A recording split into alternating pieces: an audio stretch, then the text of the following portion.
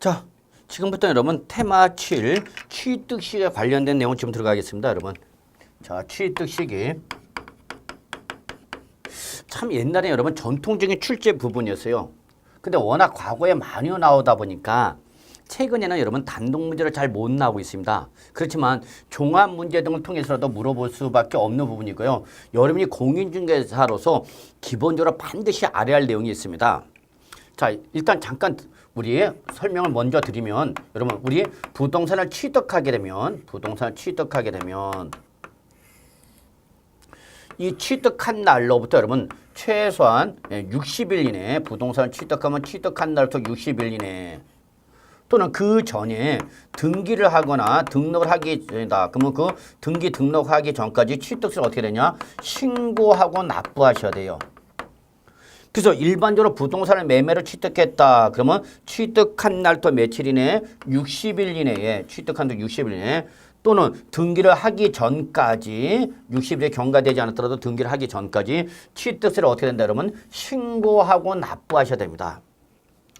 이때 이렇게 부동산을 취득하면 이때 바로 취득세 납세 의무가 발생했다. 이게 제가 아까 말씀드렸던 납세 의무의 성립이죠. 자, 납세 의무가 부동산 취득에서 납세 의무가 발생했다. 이게 납세 의무의 뭐예요? 성립. 그리고 이 취득한 날부터 며칠 이내 60일 내에 취득세를 어떻게 하라고 했어요? 여러분 신고를 하시오. 그리고 뭐 하시오? 납부하시오라고 하는 거였죠, 여러분. 그래서 언제까지 하라고요? 신고 기한까지. 신고 기한까지 신고하고 납부하시오 그 얘기죠. 그래서 이때까지 취득세 납세의무자 취득세 과세표준과 세액을 뭐하면 신고하면 그 신고에서 취득세라는 납세 의무가 확정이 된다. 확정. 즉 취득세가 결정된 겁니다. 그래서 취득세는 납세 의무자가 뭐함으로써 신고를 함으로써 납세 의무가 확정되는 거죠. 그리고 취득세를 신고했을 때 그 신고한 세액을 뭐하면 납부하면 그 납부에 의하여 그 납부에 납세 의무가 이행된 거니까 납세 의무가 어떻게 되는 거죠, 여러분? 소멸되는 거죠. 이게 바로 납세 의무의 소멸이라 하는 겁니다. 그런데 만약에 이때 이 신고 기한까지 신고와 납부를 하지 않았다 봅시다. 그러면 신고 기한까지 신고하고 납부하셔 했는데 신고 안 했다? 납부 안 했다. 그러면 안 했으니까 안 한 거에 대해서 뭐가 부과되죠, 여러분? 어떤 제재가 들어야 되겠죠. 그래서 이때 신고 기한 내 신고를 하지 않을 때 부과된 게 뭐랬죠, 여러분? 신고 불성실 가산세라는 얘기죠. 그 다음에 납부를 안 했다. 그럼 이때 뭐가 보는 거죠, 여러분? 납부 불성실 가산세 보는 거죠. 그래서 우리 이거 초창기 때 앞에 첫 시간에 때 말씀드렸던 거죠. 이때 신고 불성실 가산세 무슨 과세? 차등 과세. 그래서 예를 들어서 다운계약서 등을 작성했다. 그럼 우리 부정한 행위를 보는 거죠. 몇 프로 때리죠, 여러분? 40%의 부정행위로는 바로 가소신고 불성실 가산세 때리죠.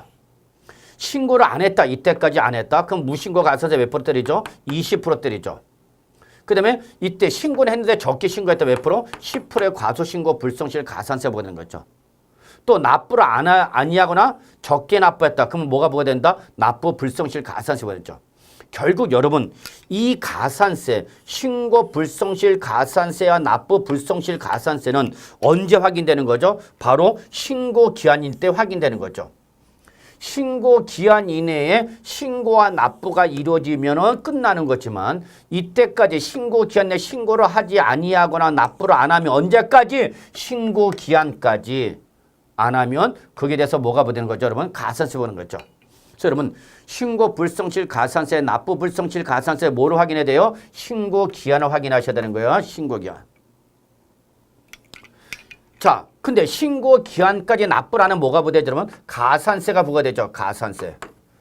그러면 가산세가 부과되는데 여러분 가산세가 부과되는데 이때 가산세가 더한 금액은 이제 납세문제가 신고 납부를 안 했기 때문에 이제는 과세관청이 여러분한테 뭘 보내주냐? 고지서를 보내줍니다. 고지서. 이때 고지서에는 당초 내가 신고 납부했을 때 뭐 산출세액에다가 신고 납부를 안 했으니까 뭐야? 가산세가 더해진 금액으로 여러분한테 뭐가 날라온다? 납세 고지서 날라옵니다. 이때 뭐가 나온다, 여러분? 이때까지 내라 하고 뭐가 주어지죠, 여러분? 납부 기한이 주어집니다.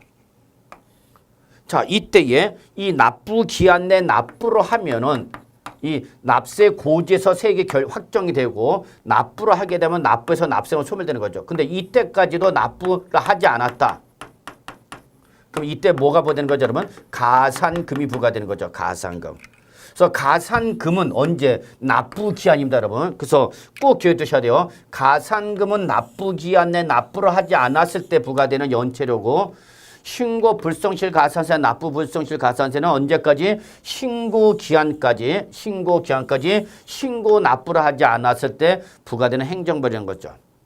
그러면 결론은 신고 기한을 잡으려면 뭐를 잡아야 되는 거죠? 취득 시기로 확정되는 거죠. 이게 바로 뭐냐? 지금 언제 취득한 걸 볼 거냐라는 게 바로 뭐다, 여러분? 취득 시기입니다. 그러면 우리 첫째, 여러분 매매 등으로 인한 취득 시 좀 정리합시다. 매매 등으로 인한 유상 취득. 이거는 여러분이 반드시 시험 출제 여부에 관계없이 꼭 기억해 두셔야 합니다. 매매 등으로 인한 유상 취득 시기 별표 3개. 이때 언제 취득한 걸 볼 거냐는 취득 시기는 여러분 나중에 다시 배우겠지만 취득의 유형을 묻습니다. 취득의 유형을 물어갖고 그 취득 형태가 국지외수 공판장, 이건 여러분하고 그냥 저하고 약속이야. 그냥 이렇게 해봅시다. 뭐라고 했다고요? 국지외수 공판장 이렇게 배웠습니다. 이때 국지는 여러분 국가나 지방자치단체 또는 지방자치단체 주로부터 취득하는 걸 말하고요. 외수는 외국으로부터 수입한 취득을 말하고요. 공은 공매나 경매한 취득을 말하고요. 그 다음에 판장은 판결문이나 법인 장부에 의하여 취득과 입증되는 걸 말합니다. 그래서 얘들은 특징이 뭐냐? 거래 사실을 객관적으로 확인했다는 겁니다. 얘들의 공통점은 거래 사실을 객관적으로 확인할 수 있다. 누가 봐도 명명백백하게 확인할 수 있다는 얘기입니다. 그럴 때는 실질 과세 원칙에 따라서 어디로 가냐? 바로 사실상 잔금 지급일에 취득한 겁니다. 사실상 잔금 지급일에 취득한 겁니다. 언제 취득한 걸 뭐라고요? 잔금 지급일이죠, 뭐. 근데 중요한 건 뭐가 중요하냐? 사실상 매매 계약서에 적힌 날짜와 관계없이 사실상 잔금 지급일에 취득한 걸 보는 거죠.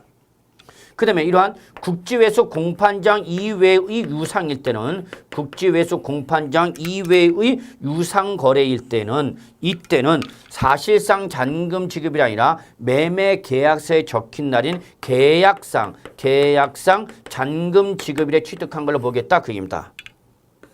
그러면 여러분 결론은 매매 등으로 인한 취득이죠. 그러면 여러분 다 아시다시피 잔금을 지급해야만 매수자가 잔금을 지급해 매도자부터 소유권 넘겨받잖아요, 여러분. 그러니까 매매 등으로 인한 취득 시는 언제다, 여러분? 그냥 잔금 지급이에요, 여러분. 잔금 지급일. 그런데 취득의 형태가 국지외수 공판장이라는 거래 사실을 객관적으로 확인하실 때는 어디로 가고 여러분? 사실상으로 가는 거죠. 그 다음에 이러한 국지외수 공판장 이외의 거래일 때 그때는 어디로 가라, 여러분? 매매 계약서에 적힌 날에 취득한 걸 보라입니다. 그럼 여기서 주의할 사항은 이 국지외수 공판장 이외의 유상 꼭 기억해 두셔야 돼요. 누구 간의 매매? 개인 간의 매매를 꼭 기억해 두셔야 됩니다. 개인 간의 매매는 국지외수 공판장이 아니고요. 그러면 이때의 개인 간의 부동산 매매일 때는 그냥 매매 계약서에 적힌 날인 잔금 지급을 취득하는 걸 보라. 그래서 이때는 언제 여러분? 계약상 잔금 지급이라는 걸 꼭 기억해 줍니다. 그래서 국지외수 공판장은 사실상 개인 간의 매매는 계약상 꼭 기억해 두셔야죠. 이거 약간 랩을 해주면 되죠. 국지외수 공판장은 사실상 개인 간의 매매는 계약상 어떤 날? 잔금 지급이라는 거죠. 이걸 꼭 기억해 두셔야 합니다.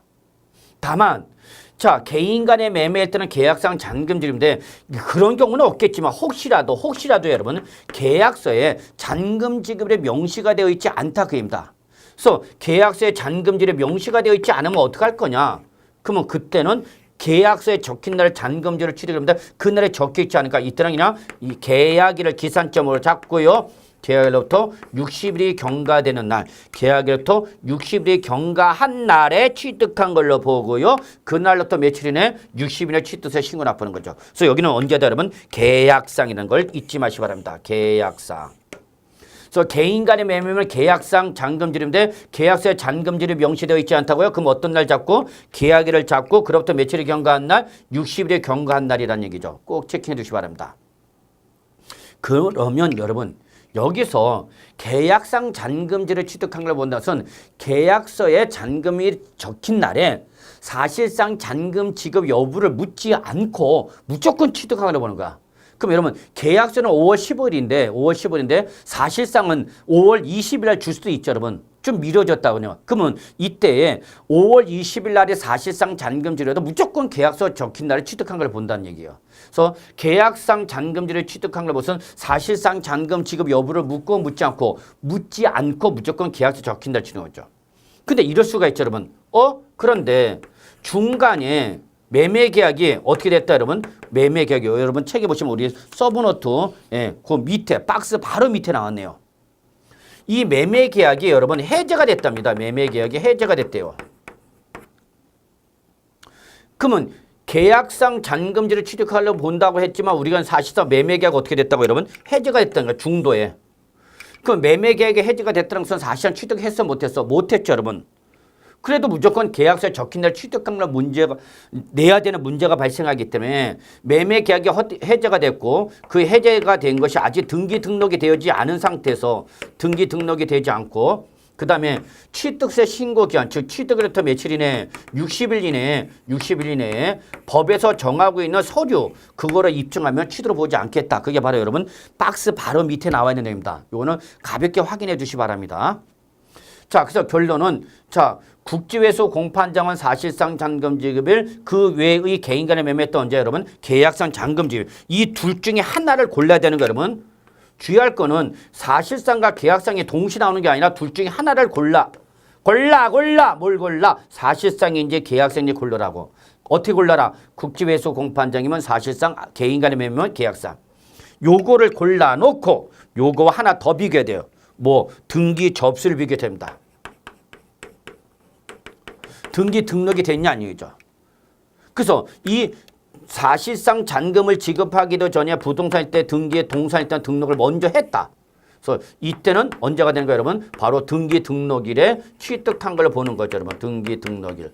뭐보다 잔금을 지급하기도 전에 먼저 뭘 하면 등기 등록을 하면 그 빠른 날인 등기 등록일에 취득한 걸 본다는 걸 꼭 기억합니다. 그래서 결론은 이러한 사실상 잔금 지급일 또는 계약상 잔금 지급일과 뭐를 비교해서 등기 접수를 비교해서 둘 중에 어떤 날? 빠른 날이라는 걸 잊지 마시기 바라겠습니다. 자, 그런데 이런 일반적 매매가 아니라 연부 취득일 때는 어떻게 할 거냐? 연부 취득일 때. 여러분 요거 연부취득 꼭 기억해 두셨는데 우리 지방세법에서 말하는 연부취득은 대금을 일시에 완납할 수 없어 연 단위로 납부하는 걸 연부취득이라는데 특히 2년 이상에 걸쳐서 연부 취득하는 걸 바로 뭐라냐면 우린 연부취득합니다. 그래서 연부취득은 다시 한번 정리하면 대금을 일시에 완납할 수 없어 연 단위로 납부하되 그게 몇 년 이상? 2년 이상이죠. 그러면 연부취득은 빨라야 잔금 지급일이 2년 이후에 온다는 얘기야. 그때까지 잔금 지급을 기다려야 된다? 못 기다리겠다. 그래서 이런 연부취득일 때는 언제다? 매해 사실상 연부금 지급이라는 걸 꼭 해두셔야죠. 매해 사실상 연부금 지급일이다. 연부금 지급일이라는 걸 꼭 기억해 두셔야 되죠. 그래서 매해 사실상 연부금 할 때마다 지급할 때마다 취득하는 걸 보라. 그래서 항상 여러분 연부 취득이 나면 반드시 연부금이 나와야 된다는 걸 꼭 확인해 주시기 바랍니다. 물론 그 전에 먼저 등기했다. 그럼 빠른 날에 등기이 되는 걸 잊지 마시고요. 그 다음에 이런 매매 등 유상 외에 상속이나 증여받았다 합시다. 무상이죠. 그러니까 상속과 증여는 대가가 없잖아요, 여러분. 그러니까 잔금이라는 게 없겠죠.